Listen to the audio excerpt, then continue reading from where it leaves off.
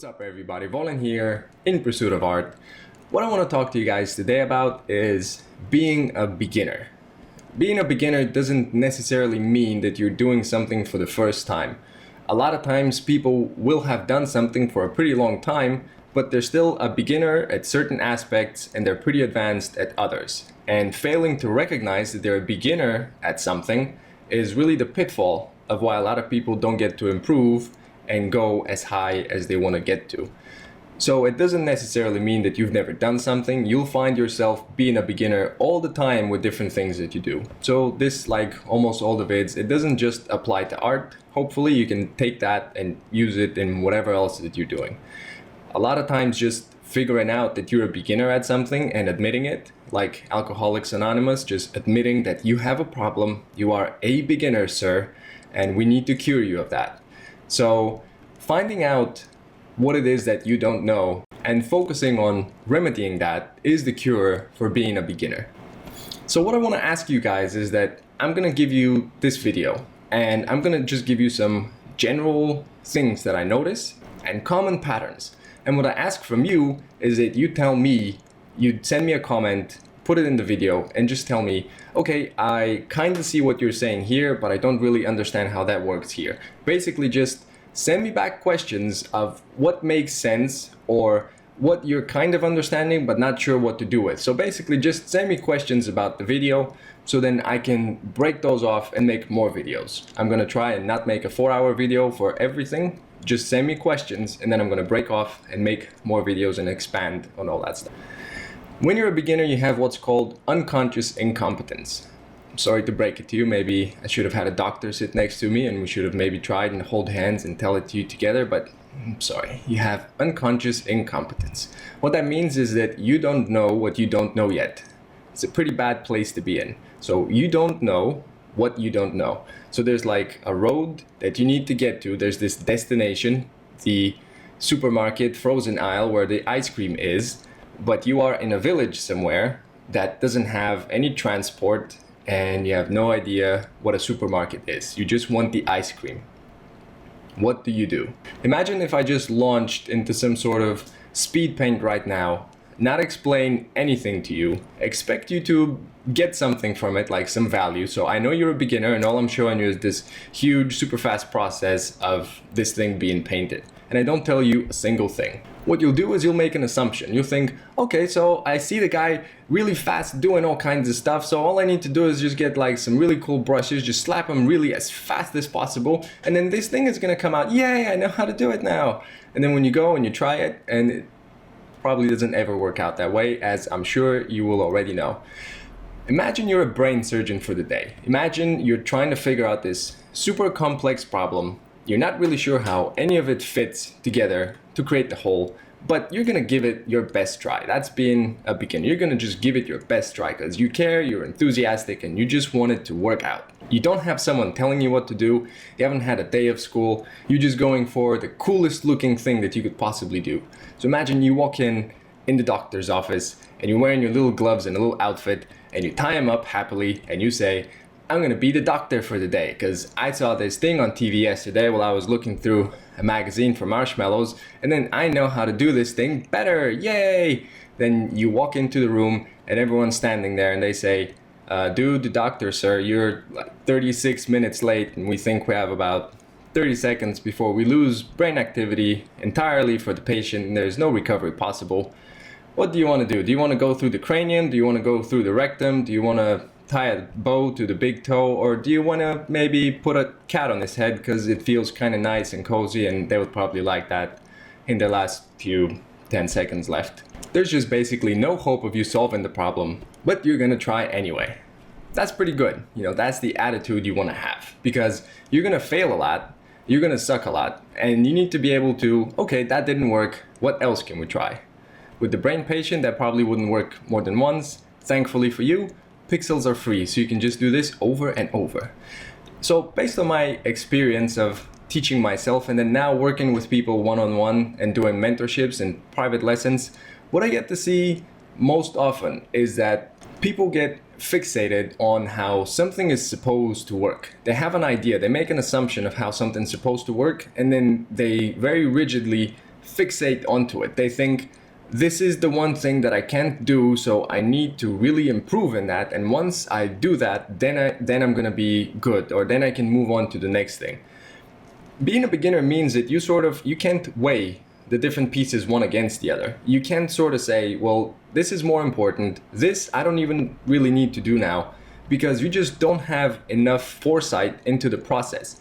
A pro doing a painting, they could go, I'm going to do number 1, then I'm going to go to 7, then I'm going to go back to 4, to 8, to 9, to 2, to 28, and then they can just combine this thing in a completely different way. A beginner needs to work in a linear fashion. The environment painting that you saw, if you just saw that and didn't know what's behind it, what operates underneath the hood, what I call skill compression, you have no hope of getting it right, because you'll see this thing, you'll see how it's done, you'll think that that's how it's supposed to be done, and you don't know that to build to that level, you actually need to go through many separate stages that you pretty much, you put your training wheels on, you go for a ride, you go as far as you can, you take those off, you can now do it without, then you put them on again, you do a second thing, you take them off, you put them on for the third thing. When you're looking at a study like that, this is now someone that doesn't need the training wheels, they've done all the training, now they're on the big wheel, now they can do more stuff, so then they just lump it all together, and you have no idea of all the separate stages that you need to do beforehand before you can do it like that. So with a lot of people, what I find, especially when I'm looking at someone painting, when I actually get to be there and watch them do it, I get to see that a lot of times what the problem actually is that people are fixated in how something should work. Their thinking is the root problem. So a lot of times when I'm with a student, what I'm actually working on isn't their painting. I'm working on their thinking, because they just fixate. This is how it has to be. I know it because I just feel it, and then I'm gonna do this thing. People come and send me questions very often about ellipses or circles or straight lines or whatever, and they practice them relentlessly for a very long time. And then normally what I ask is like, why do you do that in the first place? What's that for? Like, what is the purpose of that thing? And they just sort of have the idea that they have to get better at it. And that's a valid point. Maybe, yes, you're practicing mechanical skills, etc. But how is that practicing your actual thinking? How is being able to do great ellipses going to help you actually paint something or rotate something or design something? That's not the thing that really is going to give you your desired end result. So you're practicing something that you think is going to help you, but your aim is actually over here. So you're not actually getting there. You're going in this direction, but you actually want to be here. A lot of times when I meet with people, what I get to see most often is that they're kind of not sure where they're going. So like with first lessons especially, a lot of times it's just, are you sure that this is where you're going, or are you actually trying to get here? Because if you're going here, then you're doing 1, 2, 3, 4. You actually need to do A, B, C, D. It's like a completely different step-by-step process. So as a complete beginner, either as an advanced beginner, someone having done something for a while and then discovering new things that they need to target, or someone that's never done it before. These are the key questions that you need to be asking yourself really almost all the time. Do you know what you're doing right now? What it is that you're practicing? Do you actually understand what that's for? And if you don't understand what that's for, why are you doing it?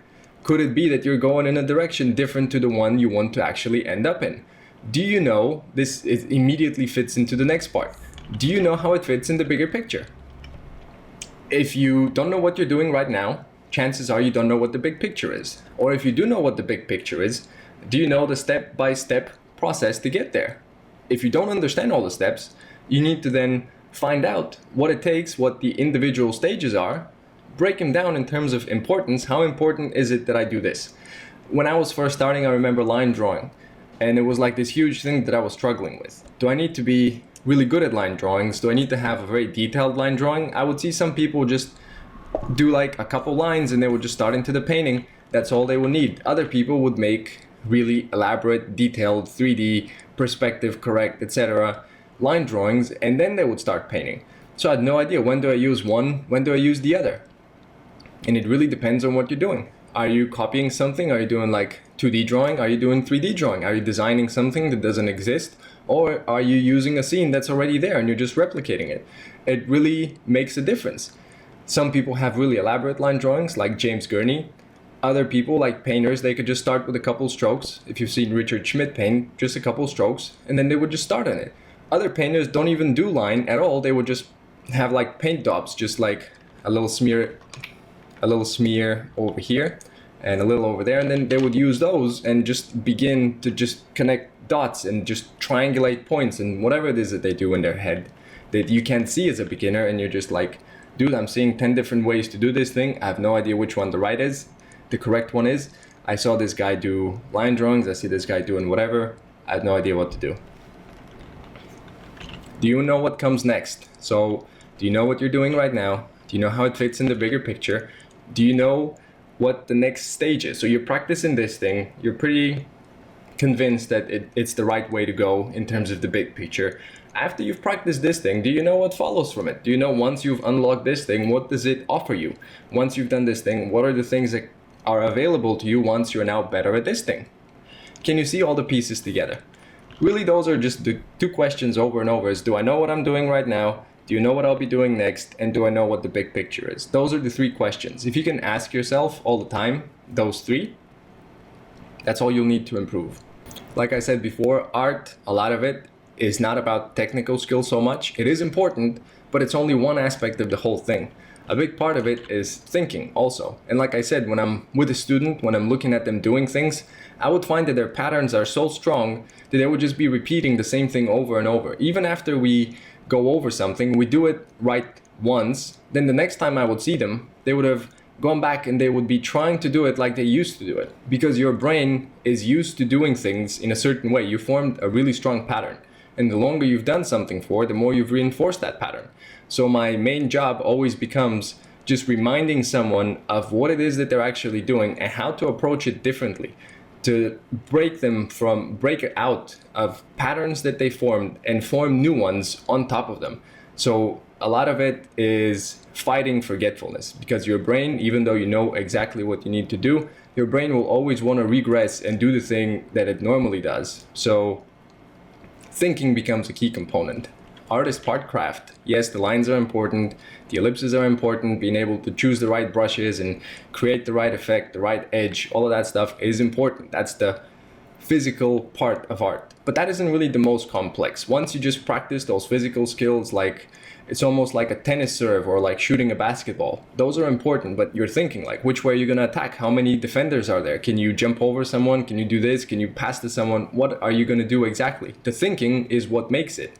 It's not, dribbling isn't so hard. Like almost anyone can dribble. Yes, there are levels to the technical skill, and yes, it does matter how good you are technically, but thinking is going to make much more of a difference. So we have art is part craft. It's part knowledge. You need to have the information. You can't just have the technical skill, and you need to be able to think. You need to also have the correct knowledge. How does it actually work together? What do I need to do? What do I need to study? Who do I need to find that's going to help me? What is going to enable me to have the information to then be able to use to think? So you have 2/3 are thinking related. The information plus the thinking. How you process that information, how you work with it. And only one part is the technical part. Just applying brush strokes. That's only one part. Everything else, design is going to be thinking of how to actually reproduce a picture. That's thinking. You have to analyze all the layering. You have to figure out the relationship of shapes, how they interact with each other. What are the light sources? Where do they come from? What does that then do for the rest of the scene? What's the color interaction, etc., etc. And the most common problem of all is always doing what you're not ready for. People always want to go for the cool thing or just what they saw, and part of that is just lack of preparation. You have no idea how it's supposed to work out. It looks like in that speed painting that I showed you, it looks like you just go and you just splash stuff around. You don't get to see the training wheels. So what I mean by training wheels is that for a certain amount of time, you're gonna have to do things differently to how you might see a professional or an advanced student work. So if you're looking at tutorials from people that are really advanced and that's your benchmark and those are your examples, then you're gonna be in trouble because those people have removed the scaffolding. They've taken off the training wheels and they can do things without that now. Imagine if you're putting up a building. You need to put up the scaffolding just so you can work on all the different areas outside the building. Now imagine that some people have figured out a way with like some awesome jetpack or whatever it is, that they can just go around the building, get their work done, and not ever have to put up that whole entire process that takes so much time of just putting up the scaffolding. For you, you have to do that. And the worst part about being a beginner is you have no idea that they actually did have scaffolding. They worked with it for a very long time and they figured out a new way. To you, it looks like, oh, so you just go get the jetpack or you just fly around the building and you just get it done. But then problem is you don't have a jetpack and you haven't learned to fly yet, like they have, like Feng Zhu, because he's an alien. So with this series of videos, what I want to do is show you more of what the scaffolding is, what the training wheels are, what you need to do that you will later on not need to do, that you will need to do now for a certain amount of time until you get that experience under your belt, until you're able to work without so many helpers. One thing as an example of that will be a line drawing. Some people only put down a few lines, some just put a little bit of paint. Other people you need to put the whole line drawing in, even if it's not going to show at all in the final project. So you need to spend 5 times as much time, 10 times as much time as you would later on. But unless you spend the time now and you just go for the jetpack right away, you're not going to be able to do that. You need to go through the step-by-step process before you get to the point where you can just go and you can just bounce around the whole process, because you've seen it work many, many times and you can deconstruct everything that you're seeing right now, the particular problem, and you can just get it done in whichever way you choose to. Basically, to be able to get freedom from all those constraints, you need to fully submit to all the constraints and just put them under your belt. If you don't like doing software stuff, if Photoshop isn't your thing and you don't want to be learning the tools, you don't want to be spending all your times looking at how something works or using the pen tool, etc., you actually need to do exactly that until you get to the point where you don't have to think about it. So you actually have to submit fully to what you don't want to do. So then you get to the point that you don't have to do it. Otherwise, you'll continually struggle with the same thing over and over, and you actually become a slave to it more, rather than if you just completely submit to it, get it done, and then get rid of it because you've automated it. You will never have to think about it again. Okay, key points from the video. Orientation. The more you're able to accurately determine where you are right now, what the next step may be, what information you need to get, and where to get it from, the more often you're able to ask yourself those questions, but really ask yourself and answer, and think about what the next step may be, even if you have no idea what should come. The more you look through videos, the more you look through how people work, the more you try and figure out not just what you see on the screen, but even sometimes, like I've said before, just turn off the volume of the tutorial and try and think, what's this person doing right now? What's their thinking behind what they're doing? Why did they do that first? Why didn't they do that? Why did they go this way, that? Why didn't they have a line drawing at all? Or why did this person have a very elaborate line drawing? Why did they do it this way? Why did they do it that way? Pros and cons of this one, pros and cons of that one. Basically a lot of stuff that doesn't really sound like anything you'd want to do, but doing all the stuff that you don't want to do frees you up from having to do it all the time. You just do it for a certain amount of time, take off those training wheels, you're free from it. So know where you are, try and figure out where you are, try and figure out the next step, try and combine them all together. If you're really stuck and don't know what to do, I haven't really officially announced it or put it up on the website or anything like that, but if you do need some help, I do private lessons now, and I do have some people that I work with. I don't have too much time for it because I have all the other things that I'm doing, but I can always help out with a couple hours here and there. So send me an email if you need me and we can arrange a Skype call. Now, as always, please help the channel out. If these help you, please like them. That makes them rank higher. Please share them anywhere that you might think that they're helpful. DeviantArt, forums, Facebook, anywhere. It really helps the channel. It helps get more people to it. Helps make it easier for me to keep making these because I know people's eyeballs are on them. Send me your questions. So let me know what part of this you could use some more help with. Let me know what it made you think about that you would like to see another video on. Your questions help me make content, so please send them over, because that's the only actual way that I can talk to real human beings rather than my own ideas about what people should be learning or how they should go about. So please send me some questions. It makes it easier for me to make these better for you. Okay, thank you very much. I'll see you soon.